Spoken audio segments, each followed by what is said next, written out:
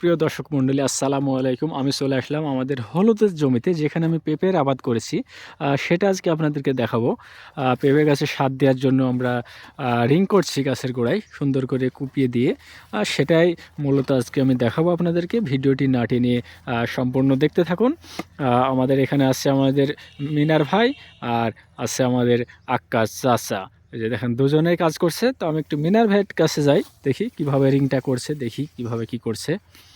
এই যে দেখুন, প্রথমে এটা সুন্দর করে কুপিয়ে নিয়েছে, চারি সাইডটা কুপিয়ে নেওয়ার পরে তারপরে হাত দিয়ে সুন্দর করে মাটিটা ঝুরঝুরালো করে দিচ্ছে। ঘাস যেগুলো থাকছে সেগুলোকে সরাই দিচ্ছে। জায়গাটা 2 ফিট স্কোয়ার করা হয়েছে। সারটা দেওয়া লাগবে 1 ফিট স্কোয়ার দূর দিয়ে। গাছের চেহারা দেখেন, মার্শাল্লাহ, আল্লাহর রহমতে গাছ অনেক সুন্দর আছে। এই যে দেখছেন প্রত্যেকটা গাছের চেহারা এরকম। তো আপনারা যারা পেঁপের আবাদ করছেন অবশ্যই এভাবে জায়গাটা আগে পরিষ্কার করে নিয়ে তারপরে সার দিবেন। সবাইকে অনেক অনেক ধন্যবাদ।